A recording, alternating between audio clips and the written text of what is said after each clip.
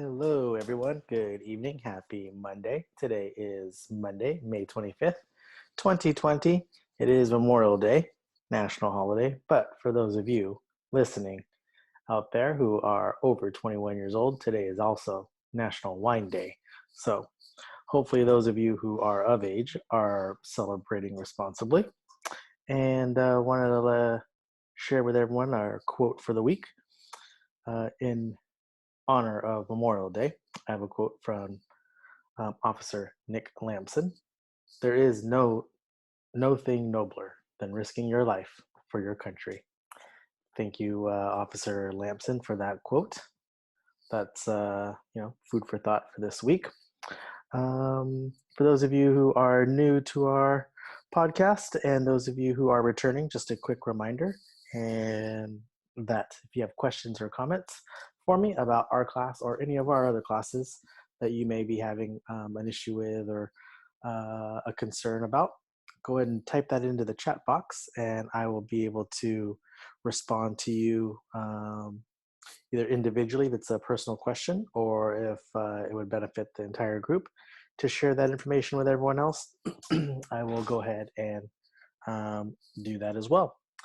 Our spreadsheet is up to date, so if you've missed a Zoom session over the last month, go ahead and go to the Google Doc in our classroom setting, and there's a document there with links for all of our Zoom sessions. If you go to the YouTube channel, not all the Zoom sessions are open to the public, so in order to get access to all of it, you need to make sure that you click the links on our Google Doc resource page. For those of you who are completing your workout log for PE class, physical education, you have 2 weeks left to complete your workout log. So they're going to be due on Friday, June 5th at 12 noon. So Friday, June 5th at noon. So anything logged in after that date will not be accepted.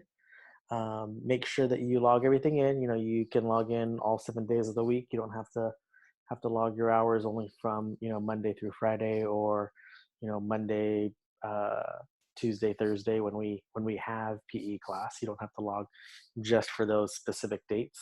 It could be a 30-minute time slot. It could be the 90 minutes that we normally have for class. Whatever you are able to complete while you are at home. Please make sure you check with whoever parental units that you need to check with in regards to physical activity that is taking place either outdoors, whether it even be in your backyard, front yard, your patio, garage. Maybe you're going out and about throughout the neighborhood. Make sure you get parental permission prior to starting your activity. I know there have been, some recent, some businesses, local businesses that are starting to open up. If you're going to those, just make sure that you stay safe and continue to practice the recommendations from the CDC. And, going back to our workout log, for every 9 hours that you complete, I will increase your letter grade. I will increase your grade 1 letter. So if at the end of quarter 3, which was March 13th, you finished with a B, let's say, whether it's a B minus or a B plus, or just a straight B, and you complete 9 hours, I will go ahead and reward you for that time by increasing your grade to an A. So you'll be able to get that done, and for dividends of 9 hours, I will appropriately increase your grade. A plus is the highest you can get, or over 100%. So if that's the case, I will give you that if that's what you like.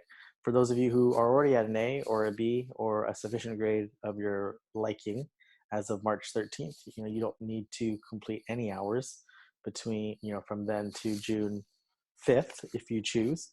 Whatever your grade was on March 13th will be your grade at the end of semester 2, unless you complete the work. There will not be a penalty for individuals who do not complete the workout log. So I know there was a little bit of question or concern about that. And if you do not complete the workout log, you will not be penalized. So if you go and you look on your grade book on Student Connect online, and you go to that portal for grades, you should be able to see, whether you don't have any, if you don't have any points at all for the workout log, it will not negatively affect your grade.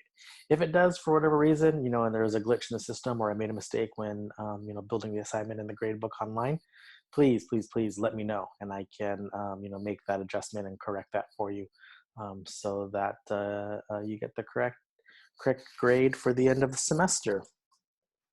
Hey, we're down to the last month of school. The 5th of June, I believe, is going to be, would have normally been the last academic day. The following week would have been semester 2 exam week. So, we would have had some kind of modified schedule, and the following that week. And then that Thursday is usually when we have graduation, and our graduation ceremony is usually first of the other high schools. Keep a lookout, if you have a friend or a family member who will be graduating from our district, keep an eye out for any information or emails being sent out regarding senior activities, regarding graduation ceremony that normally would have taken place. I know there are individuals working hard to try and get that prepared and planned out for for those deserving individuals. Anyone out there who is a freshman, sophomore, or junior currently, we will be collecting items. So if you have textbooks or literature books that have been checked out, library books that you would have normally turned into the media center, if you have obligations, there will be an email being sent out and information. I'll post that as well on our Google Classroom once that becomes officially available from our school site. We'll be having a scheduled return where we'll have individuals, coming in via vehicles throughout campus, and doing your normal checkout procedures. So for all of those freshman students that are out there, normally we would have, spent the last week or 2 weeks, probably this upcoming week, we would have started to collect locks, probably the end of this week or early next week. And so when we have that rollout of closeout procedures, for those of you who are in physical education class, you'll have a scheduled designated day and time based on your grade and last name. We'll go in alpha order of coming into the locker room, collecting all of your materials, and turning in your lock that was issued. So locks were issued at the beginning of the school year. If you remember, at the start of class, the TAs and myself helped to distribute those locks to you and your locker partner. And, now at the closeout procedure time is when you would return your return your lock. If you have a lock that is lost or has been stolen,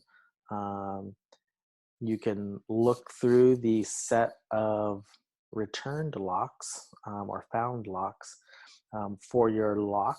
And if yours is there and you can turn that in, then you are in the clear. If you do not have a lock to return, unfortunately, it's like a lost or stolen textbook. You will have to replace that.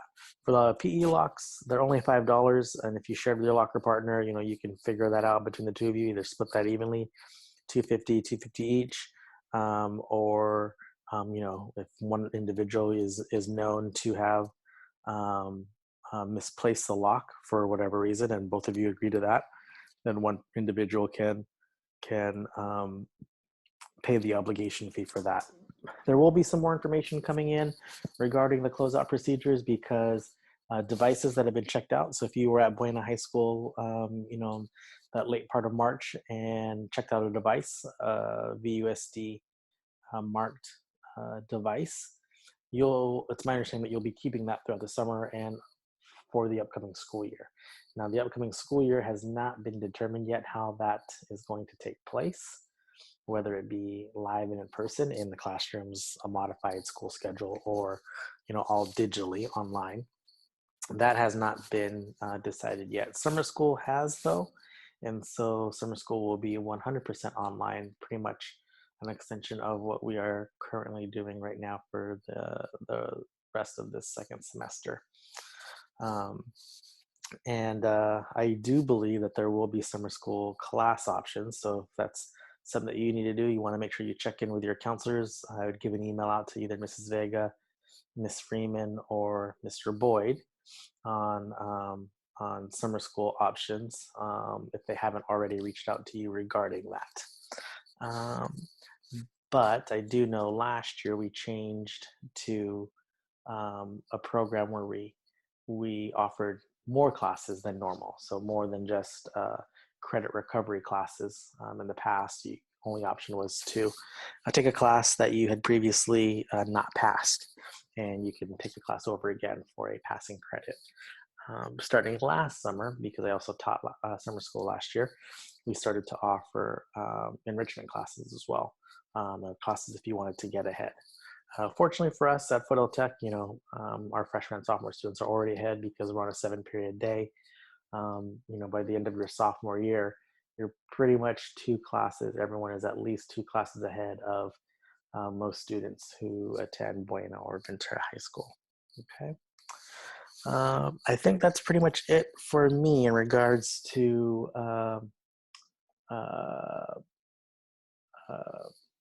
information that needs to be relayed. And I'll remind you towards the end of the Zoom session today that workout logs are due on June 5th. That's a Friday at 12 noon. I think the deadline on Google Classroom is 11:59 a.m. on June 5th. So if you haven't done and completed, you're more than welcome to turn it in. Make sure you click that turn in button at the top of your window when you go to your workout log on Google Classroom. I'll be able to give credit for that. If you do turn it in early, please make sure you email me so that I can look through it earlier and put the grade in and get that all squared away for you. All right. And like I said, if there's any issues with any of the assignments that are in the grade book, please let me know, and I'm more than able and willing to look through that and get that corrected for you. All right, everyone. I know you've been waiting for this. We're getting back to, since it looks like there are no questions posted in the chat box for today, or as of right now, getting back to reading the Harry Potter series. We are on Book 2, Harry Potter and the Chamber of Secrets by J.K. Rowling. And we are somewhere in the middle or maybe towards the end of Chapter 8, The Death Day Party. Chapter 8, The Death Day Party. We will go ahead and get started. So, Harry Potter and the Chamber of Secrets by J.K. Rowling. Chapter 8, The Death Day Party.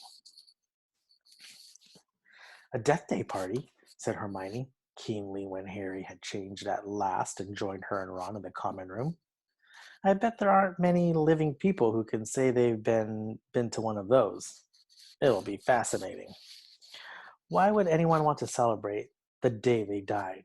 Said Ron, who was halfway through his potions homework and grumpy. Sounds dead depressing to me. Rain was still lashing the windows, which were now inky black, but inside all looked bright and cheerful.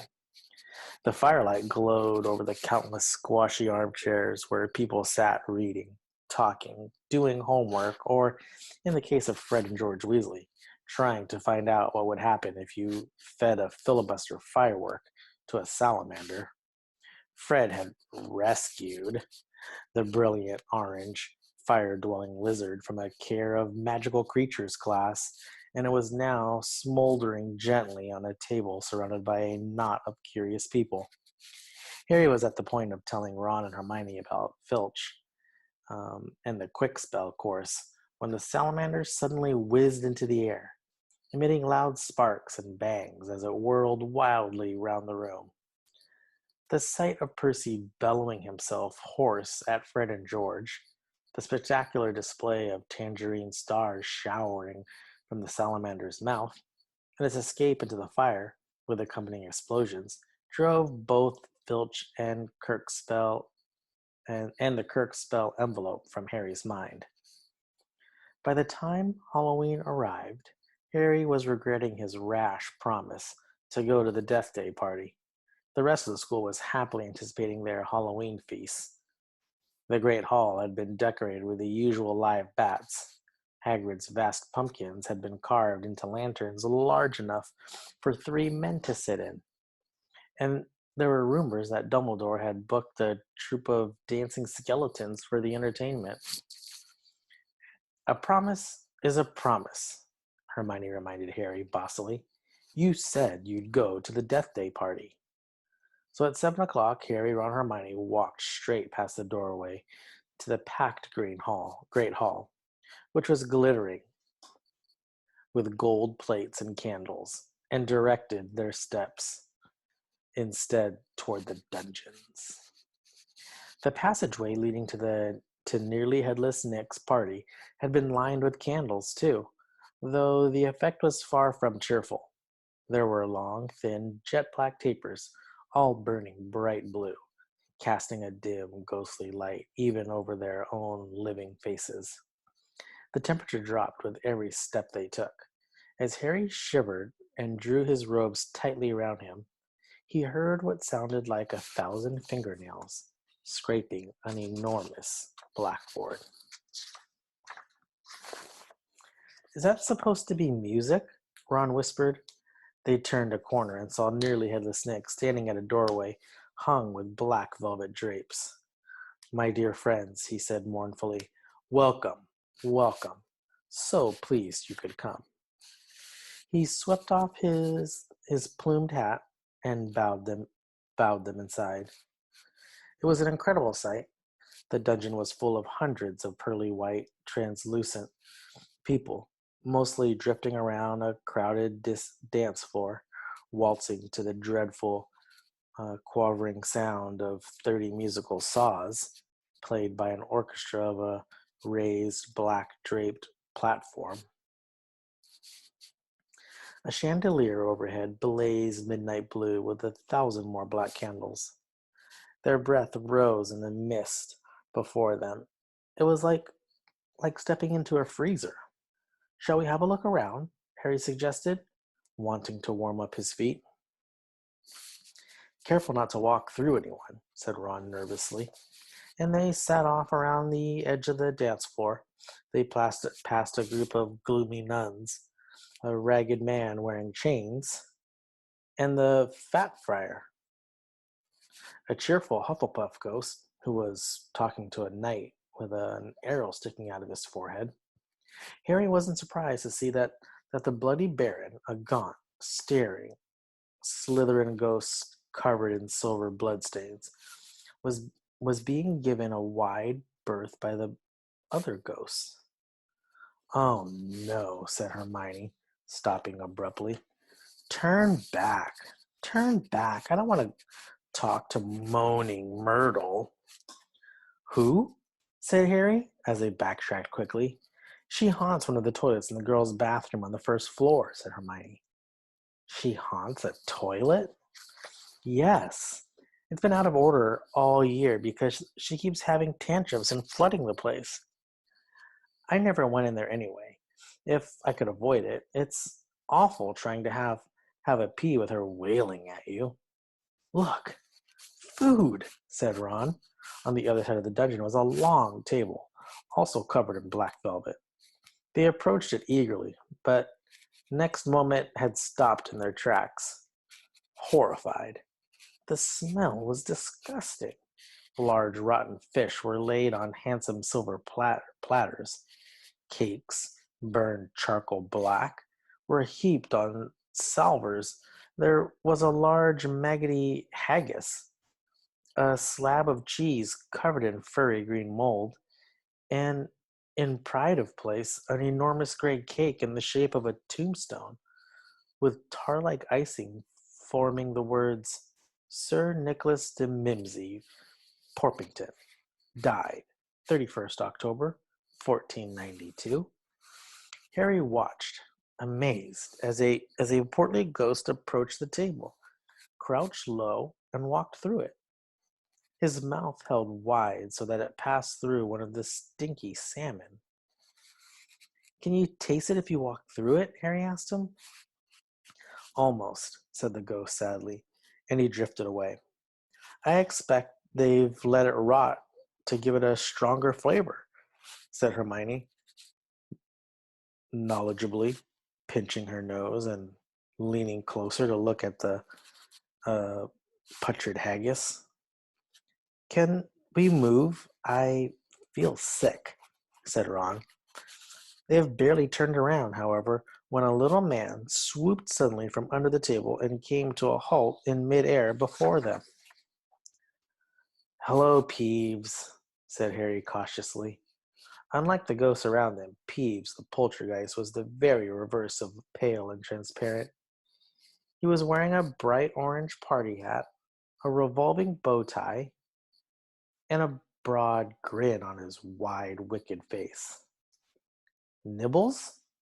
He said sweetly, offering them a bowl of peanuts covered in fungus. No thanks, said Hermione. Heard you talking about poor Myrtle, said Peeves, his eyes dancing. Rude you was about poor Myrtle. He took a deep breath and bellowed, Oi, Myrtle. Oh, no, Peeves. Don't tell her what I said. She'll be really upset, Hermione whispered frantically. I didn't mean it. I don't mind her. Uh, hello, Myrtle. The squat ghost of a girl had glided over. She had the glummest face Harry had ever seen, half hidden behind lank hair and thick, pearly spectacles. What? She said sulkily. How are you, Myrtle?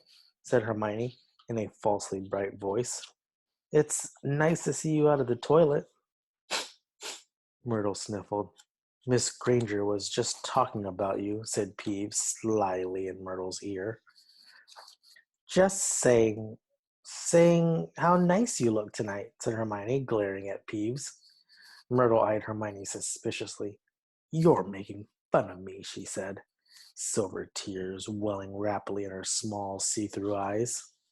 No, honestly, didn't I just say how nice Myrtle's looking? Said Hermione, nudging Harry and Ron painfully in the ribs. Oh, yeah, she did. Don't lie to me, Myrtle gasped, tears now flooding down her face while Peeves chuckled happily over her shoulder. Do you think I don't know what people call me behind my back? Fat Myrtle, ugly Myrtle, miserable, moaning, moping Myrtle. You've forgotten Pimply, Peeves hissed in her ear. Moaning Myrtle burst into anguished sobs and fled from the dungeon. Peeves shot after her, pelting her with moldy peanuts, yelling, Pimply! Pimply! Oh dear, said Hermione sadly. Nearly had the Snick now drifted toward them through the crowd. Enjoying yourselves? Oh, yes, we are. They lied.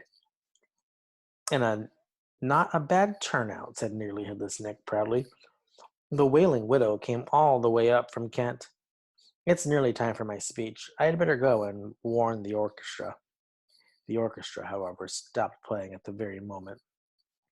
They and everyone else in the dungeon fell silent, looking around in excitement as a hunting horn sounded. Oh, here we go, said Nearly Headless Nick bitterly. Through the dungeon's wall burst a dozen ghost horses, each ridden by a headless horseman. They assembled, clapped wildly. Harry started to clap too, but stopped quickly at the sight of Nick's face. The horses galloped in the middle of the dance floor and then halted, rearing and plunging. At the front of the pack was a large ghost who held his bearded head under his arm, from which position he was blowing the horn. The ghost leapt down, lifted his head high in the air so he could see over the crowd.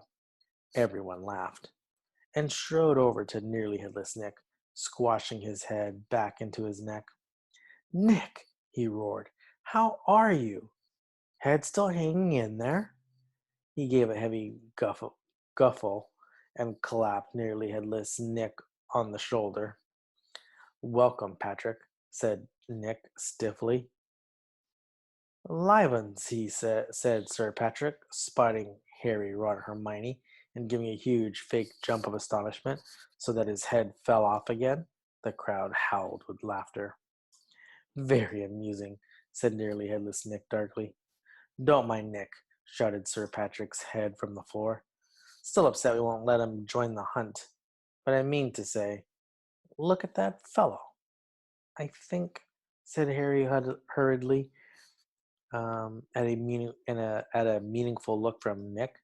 "Nick's very frightened." Ha!" yelled Sir Patrick's head. "Bet he asked you to say that. If I could have everyone's attention, it's time for my speech," said nearly headless Nick loudly, striding toward the podium and climbing into an icy blue spotlight. My late, my late lamented lords, ladies, and gentlemen, it is my great sorrow. But nobody heard much more. Sir Patrick and the rest of the headless hunt had just started a game of head hockey, and the crowd were running to watch. Nearly headless Nick tried vainly to recapture his audience, but he gave up as Sir Patrick's head went sailing past him to loud cheers. Harry was very cold by now, not to mention hungry.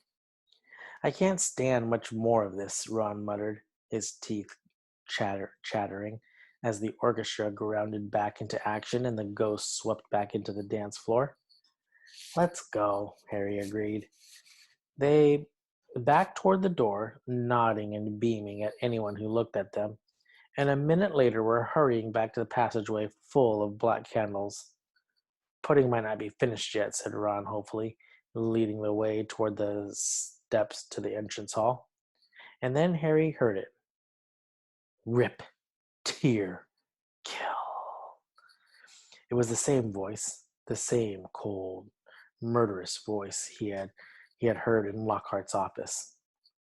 He stumbled to a halt, clutching at the stone wall, listening with all his might, looking around, squinting up and down the dimly lit passageway. "Harry, what are you? It's that voice again. Shut up a minute."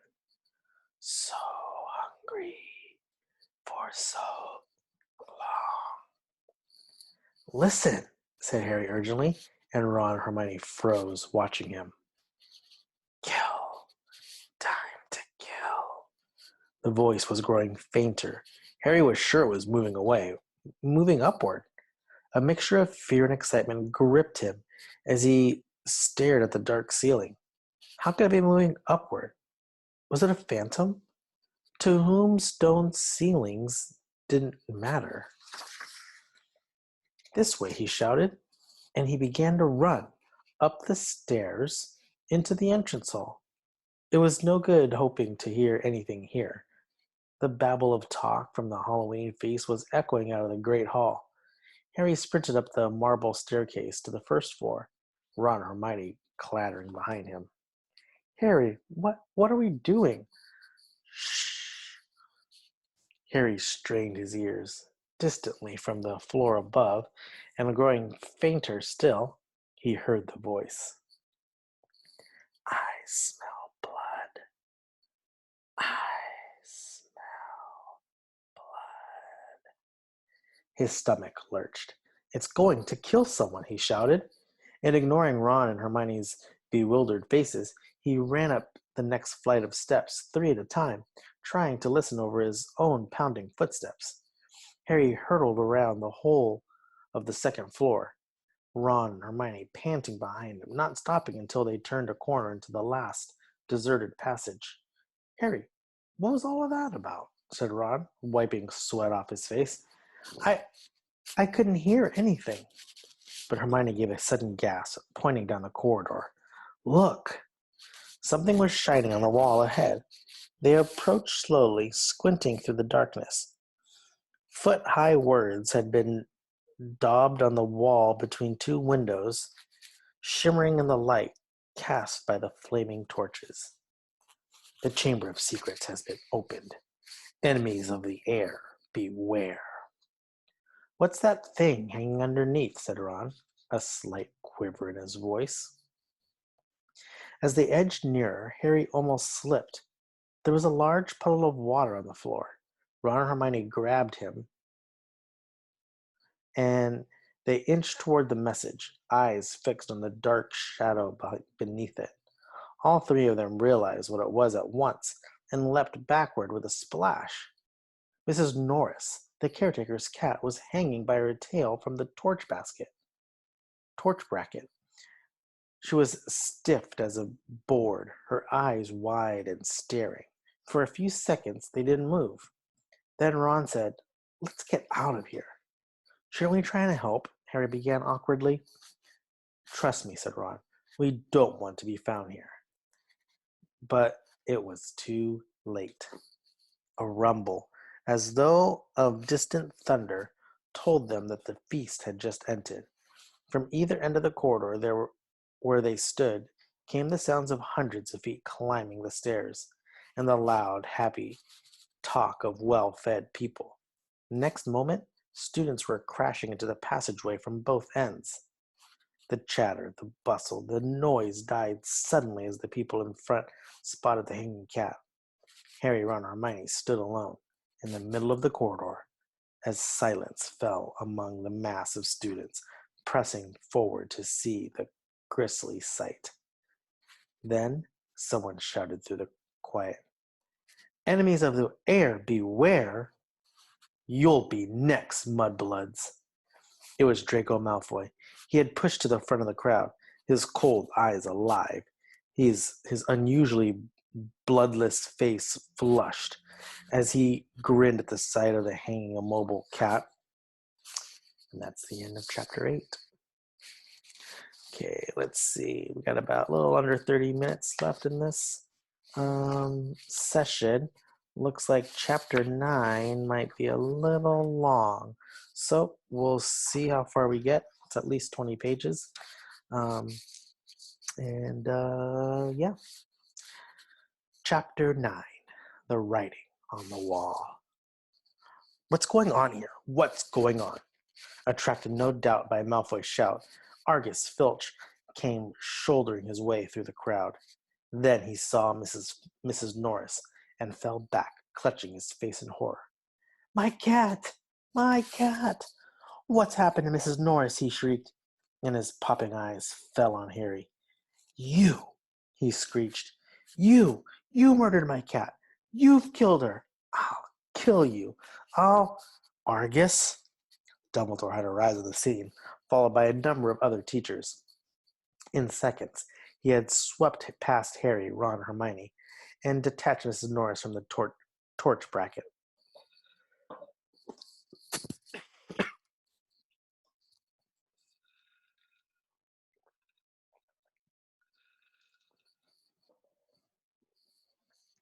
"Come with me, Argus," he said to Filch. "You too, Mr. Potter, Mr. Weasley, and Miss Granger." Lockhart stepped forward eagerly. "My office is nearest, headmaster, just upstairs. Please feel free." "Thank you, Gilderoy," said Dumbledore. The silent crowd parted to let them pass. Lockhart, looking excited and important, hurried after Dumbledore. So did Professors McGonagall and Snape. As they entered Lockhart's darkened office, there was a flurry of movement across the walls. Harry saw several of the Lockharts in the pictures dodging out of sight, their hair in rollers. The real Lockhart lit the candles on his desk and stood back. Dumbledore laid Mrs. Norris on the polished surface and began to examine her. Harry, Ron, and Hermione exchanged tense looks and sank into the chairs outside the pool of candlelight, watching. The tip of Dumbledore's long, crooked nose was barely an inch from Mrs. Norris's fur. He was looking at her closely through his half-moon spectacles, his long fingers gently prodding and poking. Professor McGonagall was bent almost as close. Her eyes narrowed. Snape loomed behind them, half in shadow, wearing a most peculiar expression. It was as though he was trying hard not to smile, and Lockhart was hovering around all of them, making suggestions. It was definitely a curse that killed her. Probably the trans transmorgraphian torture. I've seen it used many times. So unlucky I wasn't there. I know the very counter curse that would have saved her. Lockhart's comments were punctured by Filch's dry, racking sobs. He was slumped in a chair by the desk, unable to look at Mrs. Norris, his face in his hands. Much as he detested Filch, Harry couldn't help feeling a bit sorry for him, though not nearly as sorry as he felt for himself. If Dumbledore believed Filch, he would be expelled for sure. Dumbledore was now muttering strange words underneath his breath and tapping Mrs. Norris with his wand, but nothing happened. She continued to look as though she had been recently stuffed. I remember something very similar happening in Agudagu, said Lockhart. A series of attacks. The full story is in my autobiography. I was able to provide the townsfolk with various amulets, which cleared the matter up at once. The photographs of Lockhart on the walls were all nodding in agreement as he talked. One of them had forgotten to remove his hairnet. At last, Dumbledore straightened up. She's not dead, Argus, he said softly. Lockhart stopped abruptly in the middle of counting the number of murders he had prevented. Not dead, choked Filch, looking through his fingers at Mrs. Norris. But why is she all stiff and frozen? She's been petrified, said Dumbledore. Ah, I thought so, said Lockhart. But how? I cannot say. Ask him, shrieked Filch, turning his blotched and tear-stained face to Harry. No second year could have done this, said Dumbledore firmly. It would take dark magic of the most advanced. He did it! He did it! Filch spat, his pouchy face purpling. You saw what he wrote on the wall. He fell in my office. He knows I'm Filch's face worked horribly. He knows I'm a squib, he finished.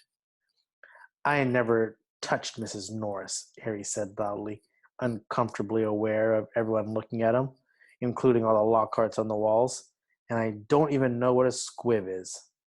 Rubbish, snarled Filch. He saw my quirk spell letter. If I might speak, headmaster, said Snape from the shadows, and Harry's sense of foreboding increased. He was sure nothing Snape had to say was going to do him any good. Potter and his friends may have simply been in the wrong place at the wrong time, he said, a slight sneer curling his mouth as though he doubted it. But we do have a set of suspicious circumstances here. Why was he in the upstairs corridor at all? Why wasn't he at the Halloween feast? Harry, Ron, and Hermione all launched into an explanation about the Death Day party. There were hundreds of ghosts. They'll tell you we were there. But why not join the feast afterwards, said Snape, his black eyes glittering in the candlelight. Why go up the corridor? Ron and Hermione looked at Harry. Because Harry said, his heart thumping very fast. Something told him it would sound very far-fetched if he told them he had been led there by a bodiless voice no one but he could hear. Because we were tired and want to go to bed, he said. Without any supper, said Snape, a triumphant smile flickering across his gaunt face. I didn't think ghosts provided food fit for living people at their parties. We weren't hungry, said Ron loudly as his stomach gave a huge rumble. Snape's nasty smile widened. I suggest, Headmaster, That Potter is not being entirely truthful, he said. It might be a good idea if if he were deprived of certain privileges until he is ready to tell us the whole story. I personally feel he should be taken off the Gryffindor Quidditch team until he was ready to be honest. Really, Severus? Said Professor McGonagall sharply. I see no reason to stop the boy playing Quidditch. This cat wasn't hit over the head with a broomstick. There is no evidence at all that Potter has done anything wrong. Dumbledore was giving Harry a searching look. His twinkling light blue gaze made Harry feel as though he were being X-rayed. Innocent until proven guilty, Severus, he said firmly. Snape looked furious. So did Filch. My cat has been petrified, he shrieked, his eyes popping. I want to see some punishment. We will be able to cure her, Argus, said Dumbledore patiently. Professor Sprout recently managed to procure some mandrakes. As soon as they have reached their full size, I will have a potion made that will revive Mrs. Norris.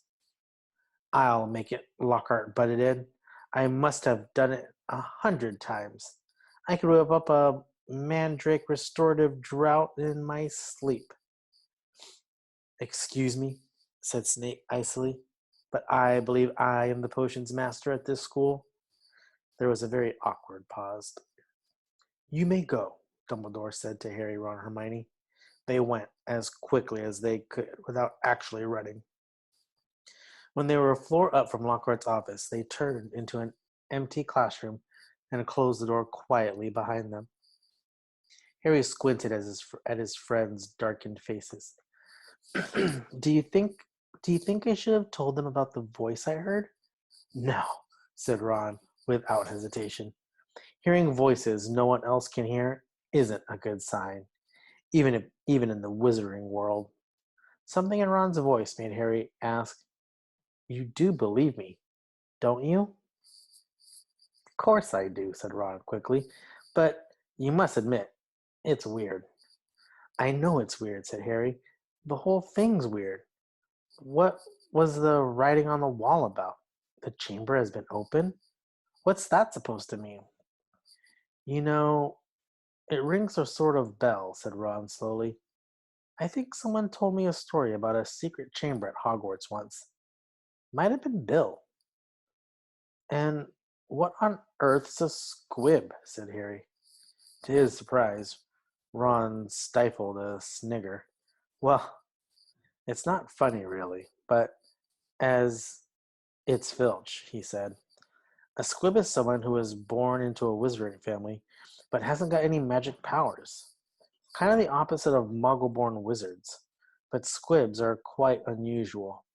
If Filch is trying to learn magic from Quickspell course, I reckon he must be a squib. It would explain a lot, like why he hates students so much. Ron gave a satisfied smile. He's bitter. A clock chimed somewhere. Midnight, said Ron. We'd better get to bed before Snape comes along and tries to frame us for something else. For a few days, the school could talk of little else but the attack on Mrs. Norris. Filch kept it fresh in everyone's mind by pacing the spot where she had been attacked, as though he thought the attacker might come back. Harry had seen him scrubbing the message on the wall with Mrs. Scour's all-purpose magical mess remover, but to no effect. The words still gleamed as brightly as ever on the stone. When Filch wasn't guarding the scene of the crime, he was skulking red-eyed through the corridors, lunging out at unsuspecting students and trying to put them in detention for things like breathing loudly and looking happy. Ginny Weasley seemed very disturbed by Mrs. Norris's fate. According to Ron, she was a great cat lover. But you haven't really got to know Mrs. Norris, Ron told her bracingly. Honestly, we're much better off without her. Ginny's lip trembled. Stuff like this doesn't often happen at Hogwarts, Ron assured her. They'll catch the maniac who did it and have him out of here in no time. I just hope he's got time to petrify Filch before he's expelled. I'm only joking, Ron added hastily as Ginny blanched. The attack had also had an effect on Hermione. It was quite unusual for Hermione to spend a lot of time reading. It was quite usual for Hermione to spend a lot of time reading, but she was now almost doing nothing else. Nor could Harry and Ron get much response from her when they asked what she was up to. And not until the following Wednesday did they find out.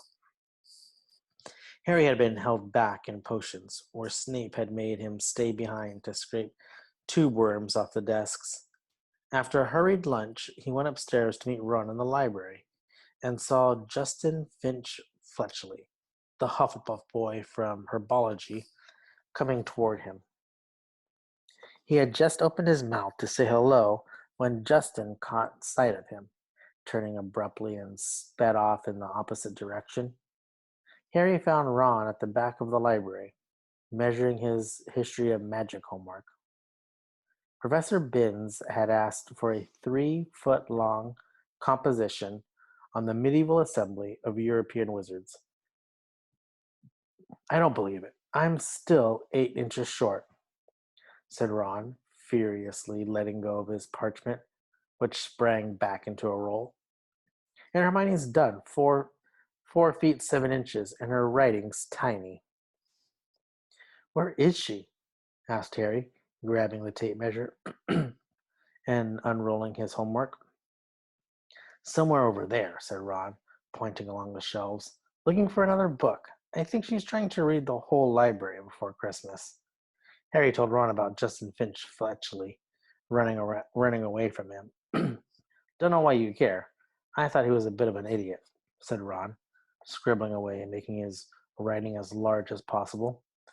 All that just about Lockhart being so great. Hermione emerged from between the bookshelves. She looked irritable and at last seemed ready to talk to them. All the copies of Hogwarts, a history, have been taken out, she said, sitting down next to Harry and Ron. And there's a 2-week waiting list. I wish I hadn't left my copy at home, but I couldn't find it in my trunk with all of Lockhart's books. I couldn't fit it in my trunk with all Lockhart's books. Why do you want it? Said Harry. The same reason everybody else wants it, said Hermione. To read up on the legend of the Chamber of Secrets. What's that? Said Harry quickly. That's just it. I can't remember, said Hermione, biting her lip, and I can't find the story anywhere else.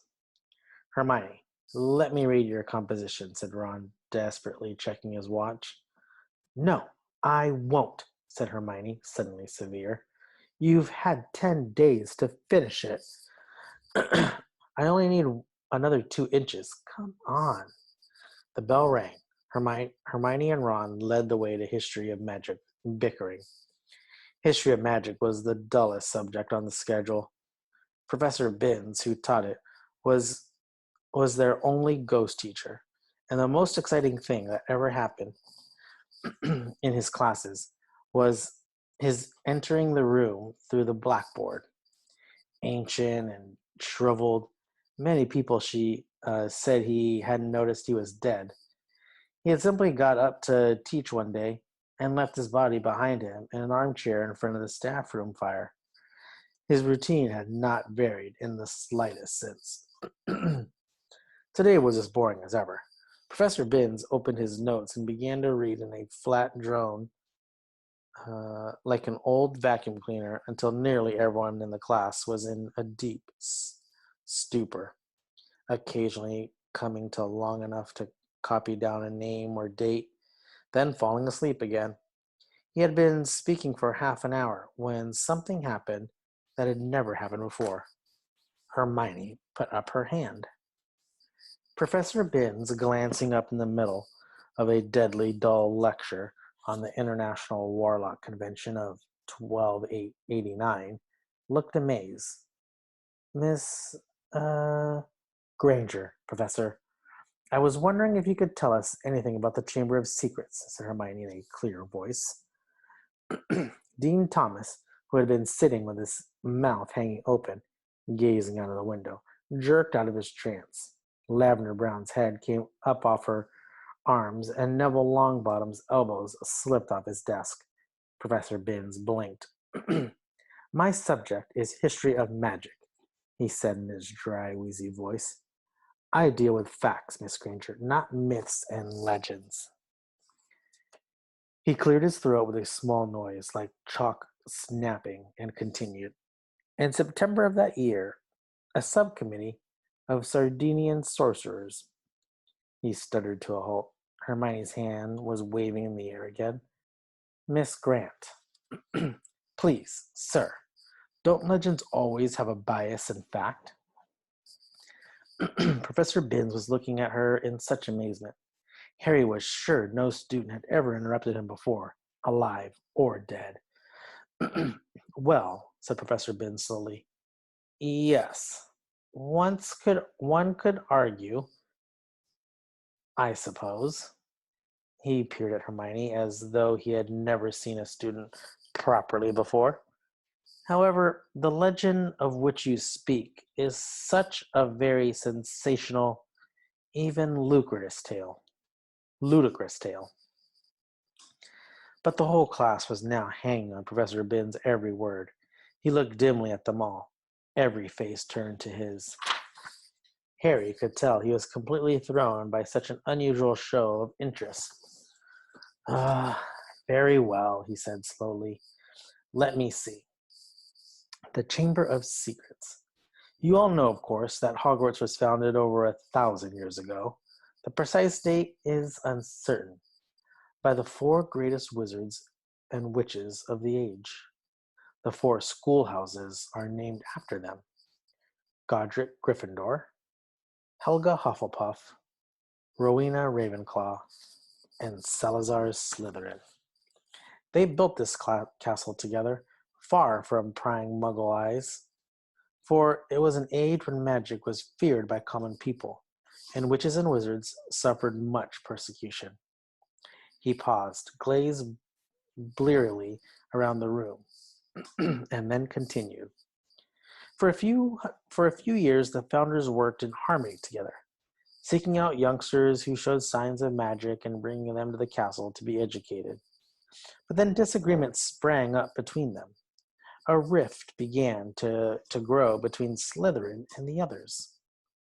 Slytherin wished to be more selective about the students admitted to Hogwarts. He believed that magical learning should be kept within all magic families. He disliked taking students of Muggle parentage, believing them to be untrustworthy. After a while, there was a serious argument on the subject between Slytherin and Gryffindor, and Slytherin left the school. Professor Binns paused again, pursing his lips, looking like a wrinkled old tortoise. Reliable historical sources tell us this much, he said, but these honest facts have been obscured by the fanciful legend of the Chamber of Secrets. The story goes that Slytherin had built a hidden chamber in the castle, of which the other founders knew nothing. Slytherin, according to the legend, sealed the Chamber of Secrets so that none would be able to open it until his own true heir arrived at the school. The heir alone would be able to unseal the Chamber of Secrets, unleash the horror within, and use it to purge the school of all who were unworthy to study magic. There was silence as he finished telling the story, but it wasn't the usual sleepy silence that filled Professor Binns' classes. There was unease in the air as everyone continued to watch him, hoping for more. Professor Binns looked faintly annoyed. The whole thing is errant nonsense, of course, he said. Naturally, the school has been searched for evidence of such a chamber many times by the most learned witches and wizards. It does not exist. A tale told to frighten the gullible. Hermione's hand was back in the air. Sir, what exactly do you mean by the horror within the chamber? That is believed to be some sort of monster, which the heir of Slytherin alone can control, said Professor Binns in his dry, reedy voice. The class exchanged nervous looks. I tell you, the thing does not exist, said Professor Binns, shuffling his notes. There is no chamber and no monster. But, sir, said Seamus Finnegan, if the chamber can only be opened by Slytherin's true heir, no one else would be able to find it, would they? Nonsense, so flattery, said Professor Binns in a aggravated tone. If a long succession of Hogwarts headmasters and headmistresses haven't found the thing. But, Professor, piped up uh, Parvati Patil, you'd probably have to use dark magic to open it. Just because a wizard doesn't use dark magic doesn't mean he can't. Miss Pennyfeather, snapped Professor Binns. I repeat, if the likes of Dumbledore.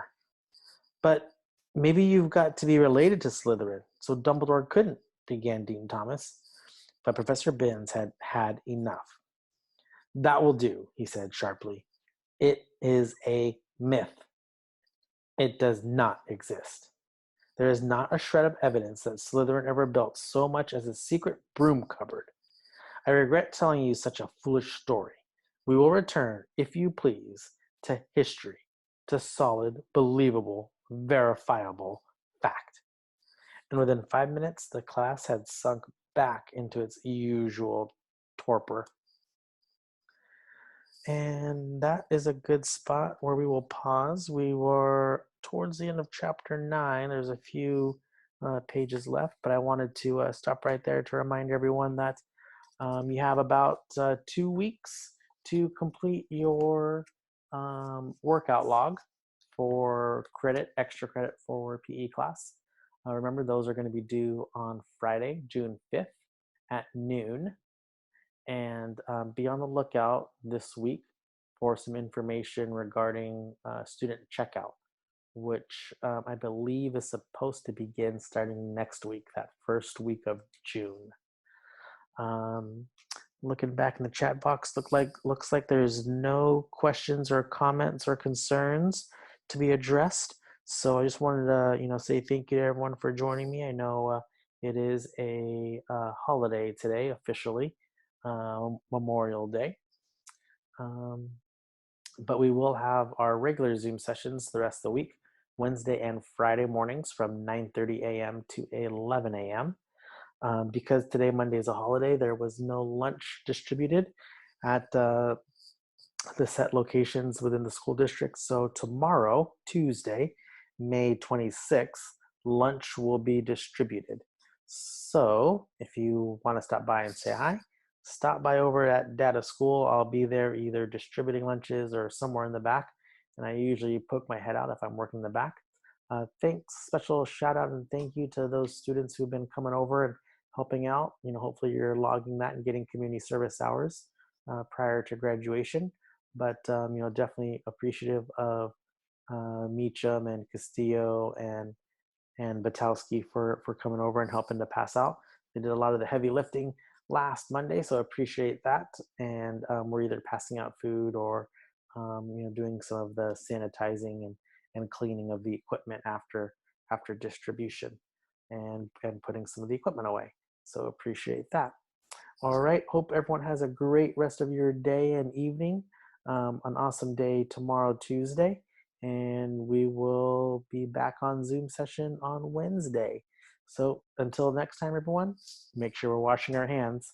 Stay safe and stay clean.